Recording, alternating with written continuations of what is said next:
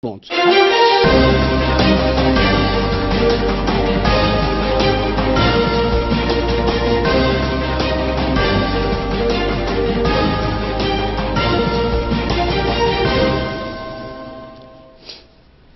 On est dimanche 7 janvier, voici les titres.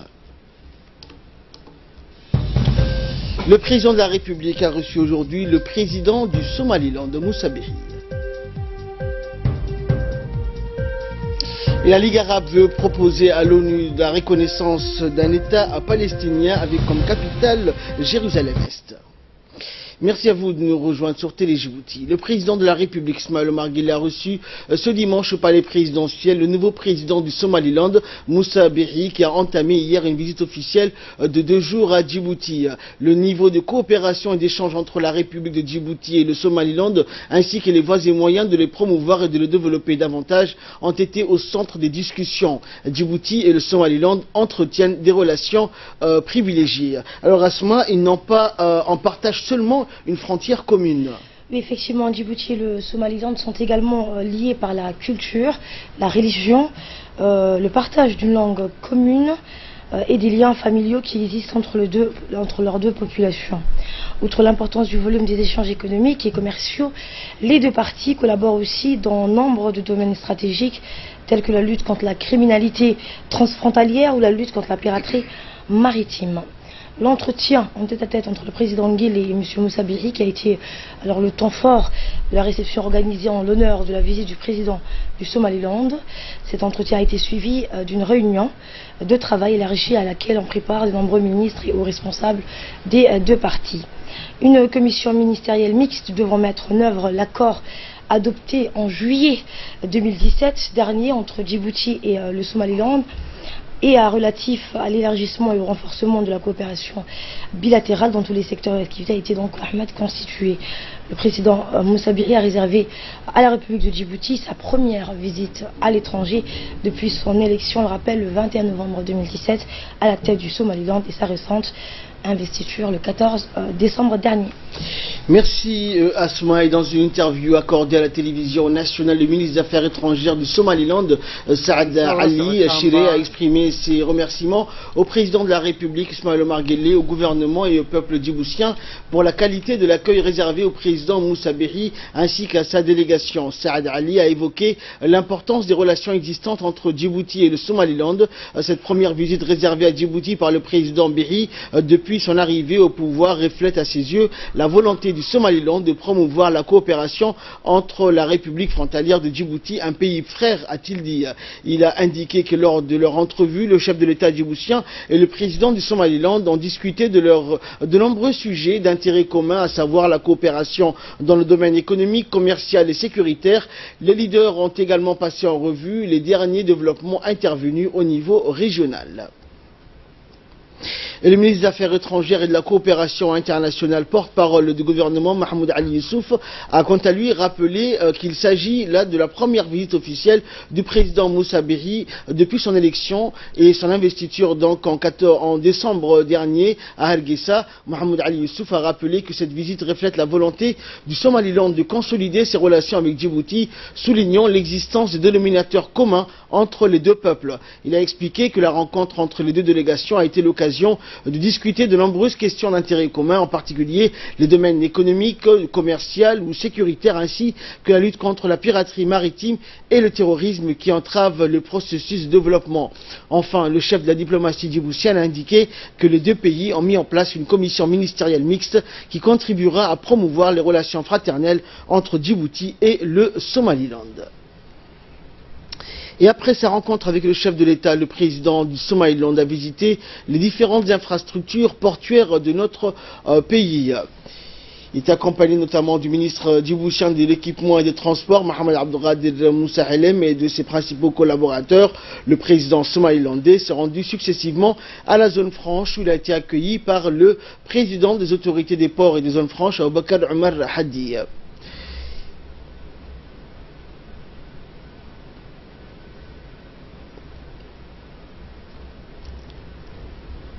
Et par la suite, le président somalilandais, toujours accompagné de sa délégation, s'est rendu au terminal à conteneurs et au nouveau port multipurpose de d'Oralé. Il a été donc accueilli cette fois par le directeur général donc, du port, Saad Omar Guelleh, et les principaux responsables des infrastructures portuaires.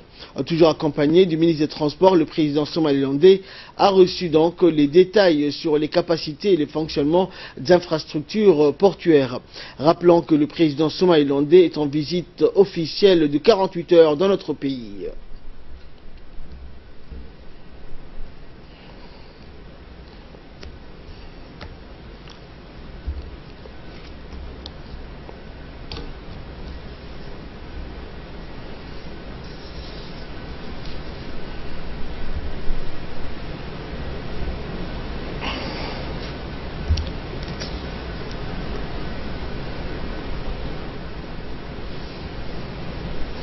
Et par la suite, le président de la République, Ismaïl Omar Guelleh, a offert un déjeuner officiel à la délégation somalilandaise conduite par le président Moussa Berri en visite dans notre pays.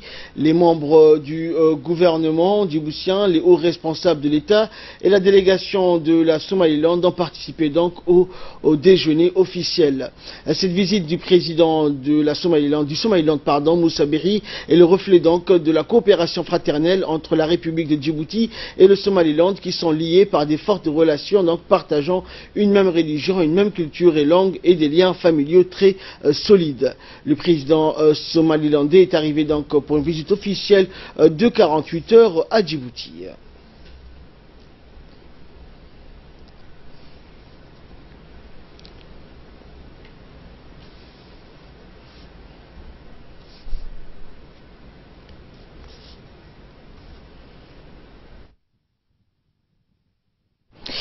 Dans le reste de l'actualité, un incendie s'est déclaré hier soir au quartier 7 vers 4 heures du matin à proximité du studio Photo Bah, le pâté de maison juste derrière ce même studio. Les sapeurs-pompiers sont arrivés rapidement sur les lieux de l'incendie et ont pu maîtriser le feu. On déplore actuellement 5 habitations totalement détruites et 2 autres partiellement touchées selon les informations fournies par les sapeurs-pompiers de la protection civile. On a enregistré seulement des dégâts matériels et aucune perte humaine n'est à déplorer.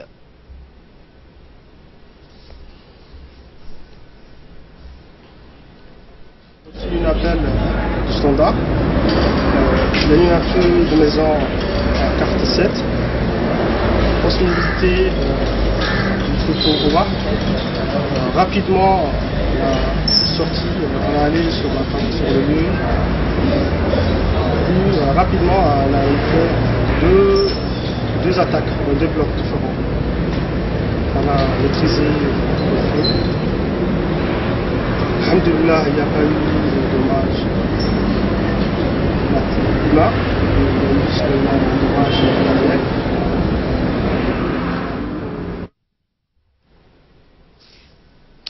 Également de l'actualité nationale, sous l'égide du secrétariat d'État à la jeunesse au sport, se sont déroulés hier au CDC du quartier 7 les préparatifs du dialogue national entre le chef de l'État et la jeunesse. À cet effet, le comité d'organisation a rencontré les jeunes du quartier en vue de les préparer à cette rencontre. Il est à noter que ce grand débat inédit entre la jeunesse et leur président se tiendra fin janvier. Les échanges interactifs entre ces jeunes et le comité d'organisation ont porté sur les questions pertinentes à soulever lors de cette rencontre. Des jeunes se sont succédés donc pour prendre la parole. Ils n'ont pas manqué de mettre l'accent sur la nécessité de la mise en place d'une politique équitable favorisant l'intégration de la jeunesse djiboutienne dans le processus de développement socio-économique. Ils ont évoqué le besoin de voir se développer plus de centres récréatifs et éducatifs, de loisirs et de jeux, ainsi que des espaces verts. Rappelant que les nombreuses questions soulevées par les jeunes au cours de leurs interventions sont retenues par le comité d'organisation qui en fera un document de synthèse. Ce document contribuera à la formulation de futures recommandations. Sport à présent, la fédération djiboutienne de Dakar Touriyo a procédé hier soir à la grande salle de dojo du stade Goulet à la clôture d'une formation dans ces disciplines des arts martiaux pour plusieurs candidats postulant à l'obtention de la ceinture noire première dan. Rappelons que cette formation a été marquée par un entraînement de masse avec des leçons techniques du maître en cette discipline, Sensei Lorita. La cérémonie de clôture de cette formation s'est déroulée en présence du secrétaire général du comité national olympique, du président de la fédération du Kung Fu Wushu, du directeur du stade de Gouled, du directeur des régions au secrétariat d'État à la jeunesse et au sport, Omar Hassan Abdillahi, du président de la fédération, des membres du comité, du directeur, ainsi que d'une vingtaine de jeunes titulaires et prétendants à la ceinture noire. Rappelons que le Dakar Touriyo est un art martial dans une pratique sportive encadrée par l'éducation et la préservation de la santé. C'est une discipline de combat basée principalement sur la maîtrise de soi et le respect de l'autre. Ça fait depuis 30 ans que je les pratique, mais j'ai jamais vu les fondateurs du judo. Il est mort en 1970, mais aujourd'hui on a la chance de voir parmi nous les fondateurs.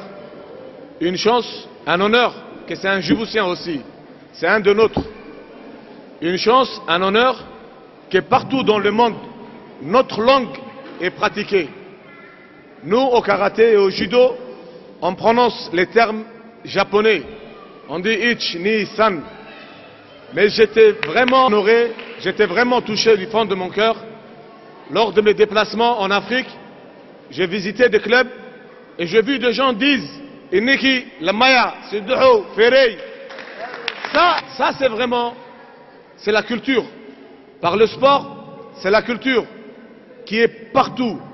Maintenant, la fédération, grâce à des jeunes très dynamiques, ils sont partis même jusqu'aux îles Fidji, des îles qui sont très très loin, pour emmener cette culture djiboutienne, cette langue djiboutienne qui est parlée, qui est pratiquée partout. Et nous encourageons donc tous les jeunes. Donc je vous encourage tous, je remercie les amis ici et au nom du comité olympique, nous réaffirmons notre soutien pour les Dakaito et pour tous les autres. Et s'exprimant à cette occasion, le maître Sensei Lorita a salué le bilan positif réalisé par la fédération et les dirigeants ainsi que les pratiquants de cette discipline. Il a enfin salué la détermination de tous les pratiquants des arts martiaux à vouloir vite progresser. Nous l'écoutons. Ils ont reconnu, moi j'ai dit, je n'appelle pas l'art martial, moi je dirais l'art de vivre, l'art de l'harmonie. J'ai dit l'art de l'éducation et de la santé. Pourquoi je ne dis pas l'art martial? Parce que quand on dit l'art martial, c'est l'art de guerre. Le mot martial, guerre, c'est en anglais. Et je me suis rendu compte, depuis que j'ai créé Dakar Touriyo, dans chaque dojo du monde où on le pratique, il y a le drapeau djiboutien. Les réseaux sociaux, on parle de Djibouti. Les enfants, ils comptent en affaires, djiboutien. Les compétitions se font en affaires. L'arbitrage se fait en affaires. Le passage de grade se fait en affaires. Comme les Japonais, le karaté se fait en japonais. Le judo se fait en japonais. On compte en affaires. On compte en japonais. On compte en chinois. Donc, on a monté notre projet. Aujourd'hui, on est dans une quinzaine de pays, on espère d'autres encore, les pratiquants. Je dis aux pratiquants, aucun art martial est mauvais. Aucun. Aucun art martial n'est supérieur. Aucun. C'est les hommes qui les pratiquent qui font la différence. Ce n'est pas l'art martial. L'art martial, il y en a qui aiment karaté, il y en a qui aiment judo, l'autre qui aime aikido, l'autre qui aime kung fu, l'autre qui aime autre chose. C'est plus une adaptation à la personne. Quand vous pratiquez Dakar Touriyo, vous devez aimer, respecter, adorer tous les arts martiaux dans vos relations. Mais quand vous pratiquez, vous avez fait un choix de faire le Dakar Touriyo. Nous devons suivre cet exemple. Les parents, s'il vous plaît, quand l'enfant va à l'école, ne dormez pas. Quand l'enfant revient de l'école, ne gâtez pas. L'éducation, c'est votre enfant de demain qui sera votre président de la République. Ces jours-là, vous serez mal à l'aise. Suivez-les, éduquez-les. L'exemple que vous lui donnez, en l'accompagnant dans un dojo de judo, de karaté, de kung-fu ou de daikitoryu. Autre information sportive, le secrétariat d'État à la jeunesse et au sport informe les femmes et jeunes filles que les activités de fitness reprendront officiellement le mercredi 10 janvier 2018 au stade de Gouled à partir de 18h30. Madame Ounès, nouvelle responsable de fitness, sera en outre l'invitée de l'émission Hebdo Sport du mardi 9 janvier prochain. Également dans l'actualité nationale, l'agence djiboutienne de développement social a organisé aujourd'hui à Damerjoug une cérémonie de remise de fonds de démarrage pour les 12 jeunes lauréats du concours de plan d'affaires pour Damerjoug en présence du directeur général de la DDS et du chef de projet. Ce projet a pour objectif essentiel d'améliorer l'accessibilité des jeunes et des femmes aux opportunités de création de revenus et d'emploi, et ceci à travers des formations, l'accompagnement ainsi que de soutien financier pour la mise en œuvre de leur activité génératrice de revenus. Il s'agit pour l'agence de développement de mettre sur pied une stratégie de sortie de la pauvreté et de faciliter l'octroi au financement pour au moins 12 jeunes lauréats du concours de plan d'affaires pour Damerjoug. Douda et 8 projets au niveau de Damerjoug, ce qui fait un total de 36 bénéficiaires qui recevront aujourd'hui un fonds de démarrage. Ce fonds de démarrage leur permettra donc de lancer leur activité économique. Je précise que ce fonds leur permettra d'être visibles justement au niveau des structures de microcrédit. Nous voulons absolument que ces jeunes puissent donc profiter de cette opportunité pour démarrer leur activité, et ensuite ce fonds leur sera viré via les caisses populaires d'épargne et de crédit. Et de là, nous passons à l'actualité continentale et internationale avec Ali Abdoulaye. Bonsoir Ali. Bonsoir. Alors Ali, la Ligue arabe veut obtenir la reconnaissance internationale d'un État palestinien avec pour capitale Jérusalem-Est. Eh bien, vous l'avez dit, donc l'un des objectifs est de réaffirmer l'invalidité de la décision américaine de reconnaître Jérusalem comme capitale d'Israël. Elle le fait qu'elle n'a aucune conséquence juridique. C'est ce qu'a donc déclaré Ayman Safadi. La Jordanie, pays gardien des 2 lieux musulmans, à Jérusalem, a dénoncé une violation du droit international. La décision de Donald Trump le 6 décembre de reconnaître Jérusalem comme capitale d'Israël, le royaume hachimite et l'Égypte sont les 2 seuls pays arabes à avoir signé un accord de paix avec l'État hébreu. Et la Libye semble renaître de ses cendres, Ali. Sur le plan économique, le pays peut de nouveau compter sur l'or noir, sa principale richesse, et qui représente 90% des revenus du pays, Ali. Eh bien, en 2017, le pays a engrangé 14 milliards, 3 fois plus que l'année précédente de dollars, selon un communiqué de la Banque centrale libyenne. L'enveloppe a permis au pays de réduire de moitié son déficit budgétaire estimé à 7,7 milliards de dollars. La production pétrolière libyenne en 2017 a atteint d'1,6 million de barils par jour que le pays produisait sous Kadhafi, et les 50 milliards qui rentraient dans les tiroirs du trésor public libyen après la vente de l'or noir à l'époque. Mais la reprise est au rendez-vous. La Libye vient de loin. Sa production avait dégringolé de manière drastique pour se situer à moins de 500 000 barils par jour entre 2014 et 2016. Le site pétrolier était devenu, Ahmad, des véritables théâtres d'affrontements entre clans rivaux. Merci Ali pour toutes ces explications. C'est la fin de ce journal. Merci à vous de nous avoir suivis.